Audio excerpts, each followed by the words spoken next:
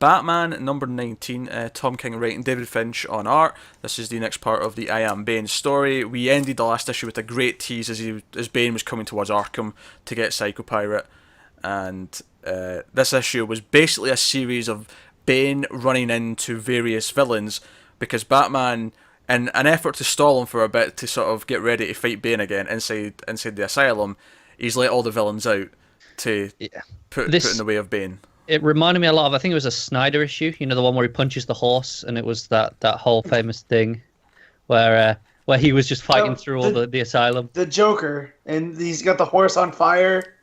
No, that's a different one. Hates horses. Oh, no, it was multiple times where he fights through the asylum, and he just kind of takes them all out as he goes through, and then he punches a horse as one of the panels, and that just added to that whole thing.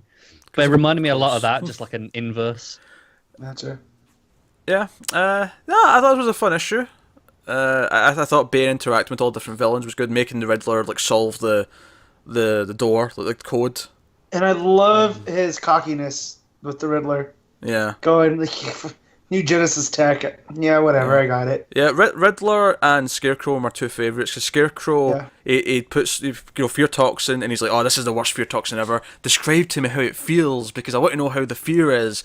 And Bane sort of almost like very Batman sort of overcomes it and is like, I don't have nightmares, I give nightmares, and then we just see the scream. I am nightmares. Yeah.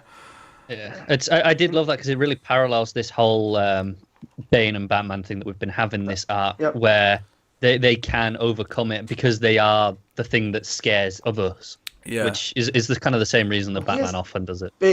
Bane is Dark Batman, like without a doubt now after this with King. Yeah. You know. Yeah. Well, and I think this was a nice inverse to I Am Suicide. And I think I enjoy it a little more because it's not Batman taking out an army by himself on the island. But it is essentially Bane people doing the same thing, though. It's Bane coming into Batman's prison and going through everyone to get to him. It's essentially the same thing. And I think you're right in saying that Bane sort of being the dark version of Batman. The way that we had his backstory mirror him with the cell and growing up without the parents and all the rest of it. So yeah, they've really set them up as they're both the guys who overcome the odds.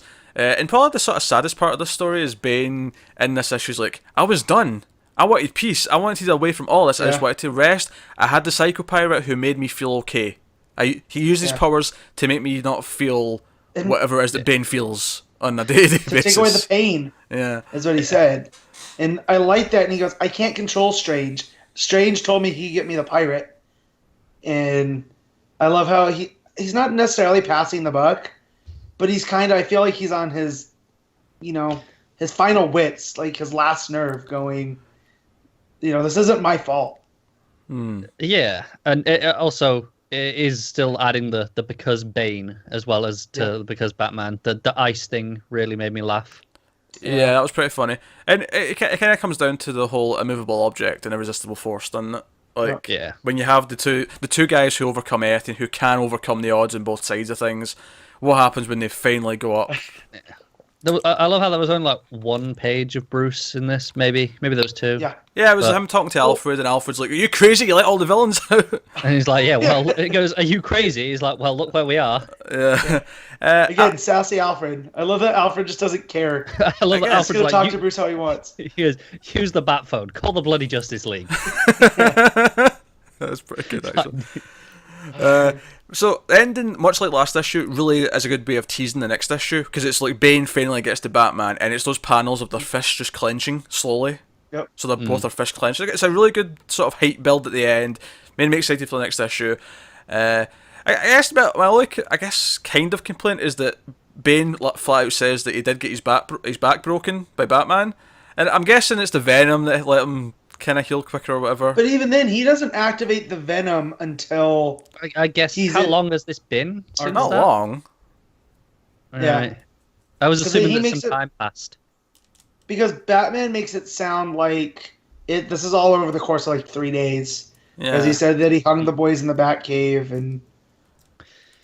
Yeah. Dark Knight Rises rules though, isn't it? That's just worse than Dark Knight Rises. Give me. At least Dark Knight Rises had a magic rope. And it did show time passing. I mean, I'm just saying. Yeah, there was at least a couple of months that passed in that whole thing. Because I think when he gets back to the city, they mention how long it's been that the city's been under siege. Almost 3 months. Yeah, something like that. Like, because they mention how long the police have been underground. Yeah. Yeah.